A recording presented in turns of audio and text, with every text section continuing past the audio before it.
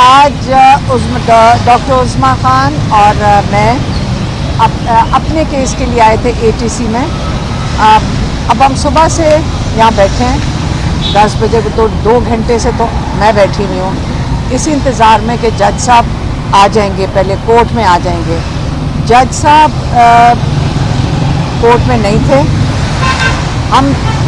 میں نے ان کو کہا کہ آپ کو پتہ ہونا چاہیے کہ 6 مہینے پہلے ہم نے اپنا بیان دے دیا تھا 6 اکتوبر کے لیے. میری بہن اور میں نامزد ہیں ایک کیس میں 6 اکتوبر کے لیے. 4 اکتوبر کو ہم اسلام آباد میں گرفتار ہو گئے تھے. اسے 6 اکتوبر کو لاہور میں ہو ہی نہیں سکتا کہ ہم یہاں پہ موجود ہوں انتشار پھیلانے کے لیے.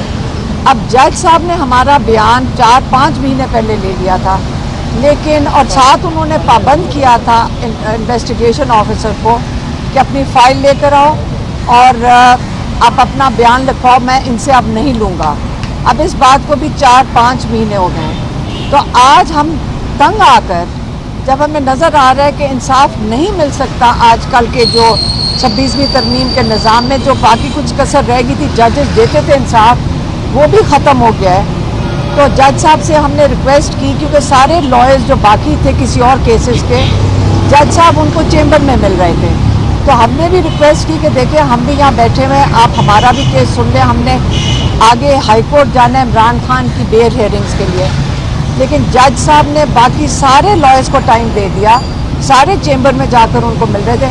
ہمارے سے ملاقات نہیں کی, بلکہ تھوڑے سے جو حضرات وہاں کھڑے تھے وہ یہ بھی کہہ رہے تھے کہ جب آپ یہاں سے چلی جائیں گے جج صاحب واپس آ کے کورٹ میں بیٹھ جائیں گے. اور وہ صرف اس لیے نہیں باہر آ رہے کیونکہ ان سے آپ نے مانگا ہوا ہے کہ آپ اپنی بیل 6 اکتوبر کی آپ نے وڈرا کرنی ہے. اب سیدھی سی بات ہے, ہم نے یہاں پہ ہم بیلوں سے ہمیں کوئی اس کا مقصد نہیں سمجھ آ رہا.